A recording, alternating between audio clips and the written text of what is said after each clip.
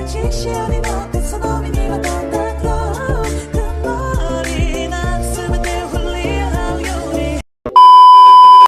minasan, mari kita lanjutkan alur cerita Mushoku Tensei Isekai Itara Honki.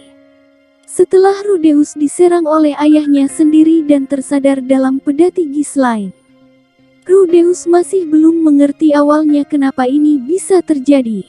Namun ternyata ayahnya menitipkan sebuah surat ke Rudeus. Setelah membaca surat dari ayahnya, akhirnya Rudeus paham kalau dirinya akan menjadi instruktur untuk Tuan Putri yang berusia 9 tahun.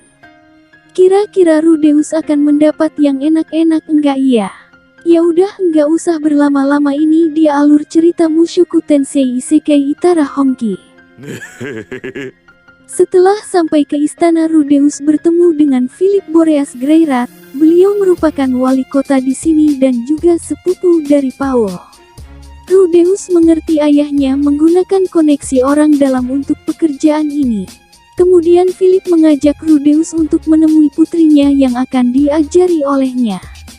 Namun baru pertama kali melihatnya, Rudeus tahu kalau gadis itu terlihat ganas.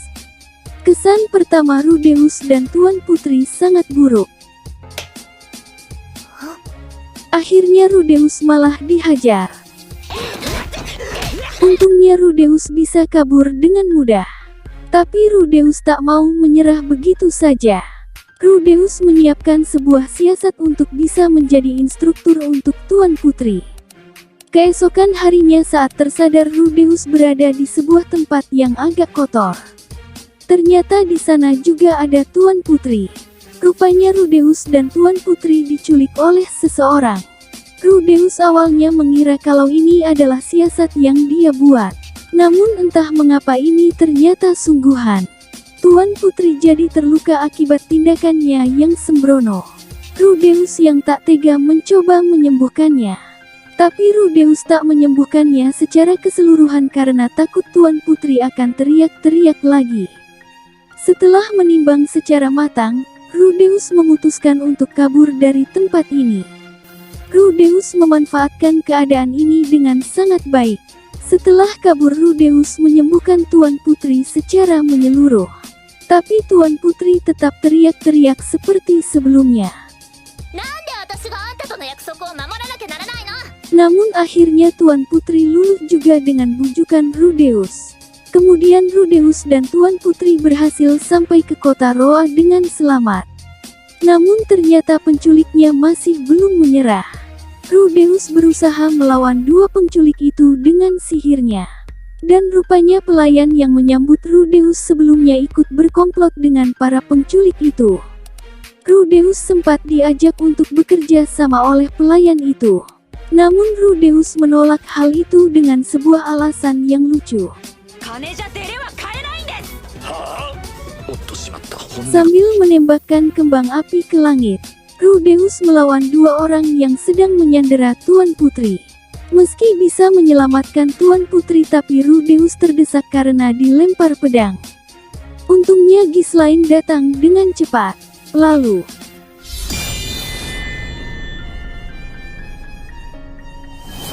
para penculik itu dibabat dengan mudahnya. Setelah itu Rudeus, Gisline dan Tuan Putri kembali ke istana. Rudeus sempat mengira kalau ini adalah akhirnya. Dirinya sudah gagal, tapi Tuan Putri mengizinkan Rudeus untuk memanggil namanya. Nama Tuan Putri ini adalah Eris. Berarti Rudeus diterima sebagai instruktur untuk Eris. Keesokan harinya Rudeus mendapatkan pujian dari Philip. Tak lama kemudian muncul seorang aki-aki yang ngomong kenceng banget. Aki-aki itu bernama Sauros Boreas Greirat, dan dia juga merupakan ayah dari Philip. Tapi ini aki-aki ringan tangan juga, padahal sama anaknya sendiri. Kemudian Aki Sauros meminta Rudeus untuk mengajari Eris sihir. Tapi Rudeus merasa kalau Eris harus meminta secara langsung tanpa perlu bantuan orang lain. Aki Sauros menyuruh Eris untuk memohon secara langsung ke Rudeus. Cara meminta Eris agak aneh juga. Saat latihan sihir dimulai, Eris sudah bisa mengeluarkan sihir api tingkat dasar. Namun Rudeus tak hanya mengajarkan sihir, dia juga mengajarkan membaca, menulis dan menghitung Eris dan Ghislaine. Tetapi Eris tak mau diajarkan baca tulis dan menghitung. Rudeus menemukan Eris yang kabur tengah tidur di kandang kuda. Rudeus memanfaatkan kelengahan Eris untuk mendapatkan sesuatu yang enak. Namun karena gagal membujuk Eris, Rudeus meminta tolong ke Ghislaine. Ghislaine menceritakan ke Eris kalau tak semua bisa diselesaikan dengan kekerasan. Ghislaine sering mengalami kesulitan karena tak bisa baca tulis dan menghitung. Karena cerita Ghislaine membuat Eris jadi termotivasi untuk belajar. Ghislaine mengajari Rudeus ilmu pedang menggantikan ayahnya. Namun seperti sebelumnya, Rudeus masih belum bisa meningkatkan kemampuan berpedangnya. Hari ini Eris tampak lebih tenang dari biasanya. Tapi ternyata Rudeus lupa memberikan Eris hari libur.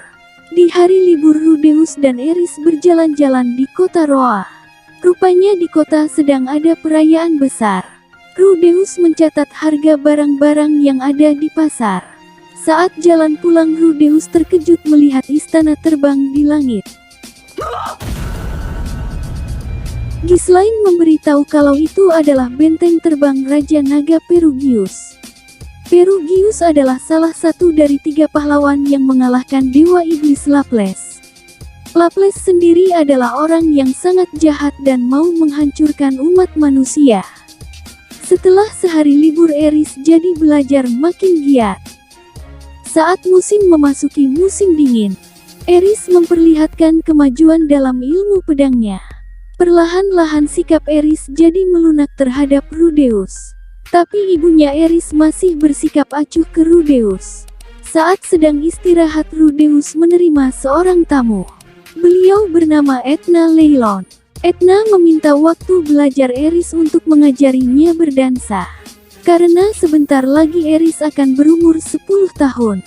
Nanti Eris akan berdansa di pesta ulang tahunnya. Rudeus pun mempersilahkan Etna mengambil waktunya untuk mengajari Eris. Karena punya waktu luang, Rudeus memutuskan untuk belajar segala bahasa di dunia ini. Rudeus mendapatkan rekomendasi dari Philip untuk bisa belajar bahasa Dewa Binatang. Ternyata di dunia ini selain bahasa manusia ada 3 bahasa lainnya. Bahasa Dewa Binatang, Dewa Perang, dan Dewa Iblis. Seiring berjalannya waktu, hanya bahasa Dewa Iblis yang tak bisa Rudeus pelajari dengan mudah. Dan ada masalah lain muncul. Eris sama sekali belum bisa berdansa. Etna meminta tolong Rudeus untuk mengajari Eris berdansa. Rudeus sedikit memberi nasihat ke Eris bahwa bisa sesuatu yang diusahakan dengan keras rasanya akan sangat luar biasa. Akhirnya Eris mau juga diajak berlatih dansa bersama Rudeus. Namun ternyata tak semudah yang dikira.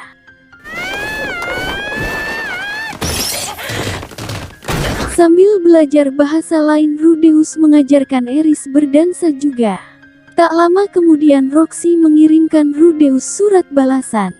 Roxy membuatkan sebuah kamus bahasa Dewa Iblis supaya Rudeus bisa belajar dengan mudah. Setelah berlatih dengan Rudeus cukup lama, Eris akhirnya bisa berdansa dengan tenang. Besoknya saat acara perayaan ulang tahun Eris akan berdansa dengan seorang anak laki-laki. Namun ternyata Eris gagal, entah mengapa gerakan Eris sangat cepat. Rudeus pun menawarkan diri sebagai pendamping Eris untuk berdansa. Ternyata Eris sangat gugup karena dilihat oleh kakek dan ayahnya. Rudeus pun mengakali supaya Eris bisa berdansa dengan santai. Eris dan Rudeus akhirnya bisa berdansa dengan sangat elegan.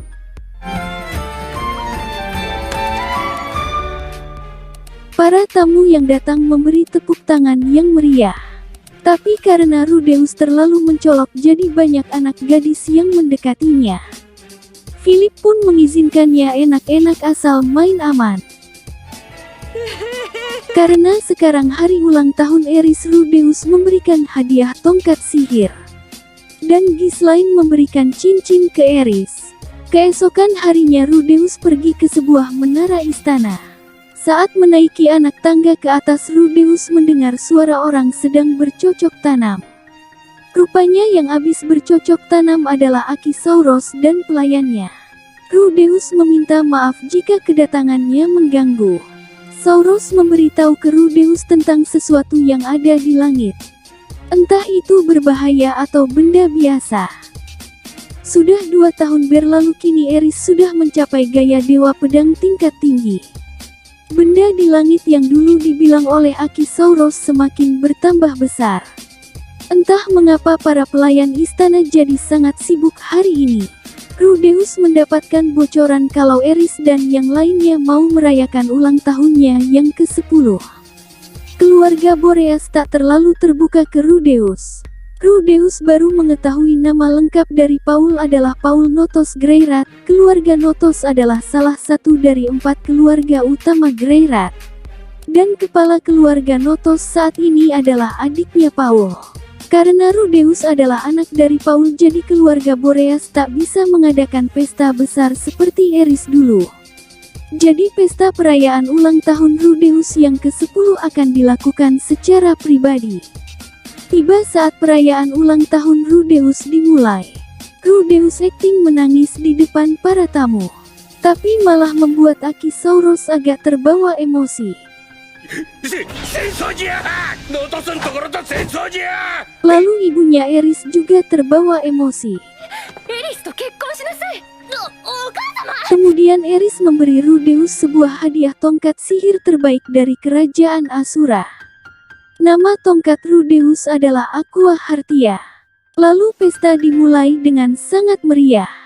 Saat pesta selesai, Philip menjelaskan kalau Eris punya kakak dan adik laki-laki. Tapi baru saja lahir, mereka dibawa ke ibu kota oleh kakaknya Philip. Semua laki-laki penerus keluarga Boreas harus dibesarkan kepala keluarga. Karena itulah ibunya Eris terlihat seperti membenci Rudeus. Philip juga menawarkan sesuatu yang menarik ke Rudeus. Tapi Rudeus menolak karena merasa terlalu kecil untuk hal besar itu. Saat Rudeus kembali ke kamar, ternyata di sana ada Eris yang menunggu. Rudeus sepertinya akan mendapatkan yang enak-enak kali ini. Namun karena Rudeus agak berlebihan, Eris jadi marah kepadanya. Tapi untungnya Eris tak marah ke Rudeus. Eris meminta Rudeus untuk bersabar setidaknya 5 tahun lagi. Rudeus senang mendengar hal itu, tapi saat mengingat 5 tahun lagi, Rudeus teringat dengan Sylvie. Cerita beralih ke Sylvie yang berkunjung ke rumah Rudeus. Terlihat 2 adik Rudeus sudah tumbuh besar. Entah mengapa suasana di dunia ini menjadi agak berubah. Banyak sosok-sosok penting yang merasakan perubahan ini. Tapi mereka semua belum diperkenalkan saat ini. Sementara itu Rudeus mengajak Eris dan Ghislaine untuk pergi jauh dari kota Roa. Rudeus ingin menunjukkan sihir pamungkas Cumulonimbus. Tapi saat baru memulai merapalkan mantra, tiba-tiba saja langit langsung berubah secara drastis. Serangan muncul mengincar Rudeus. Ghislaine langsung maju melawan sosok misterius itu.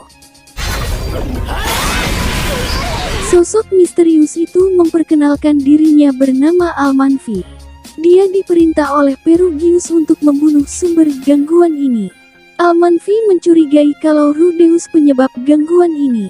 Namun tiba-tiba sebuah sihir telah aktif. Sihir itu membuat sebuah cahaya yang besar menyapu seluruh permukaan. Kira-kira nasib Rudeus dan Eris gimana ya? Apakah mereka akan selamat? Nantikan kelanjutannya hanya di channel Wibu Akut. Sampai ketemu lagi minasan.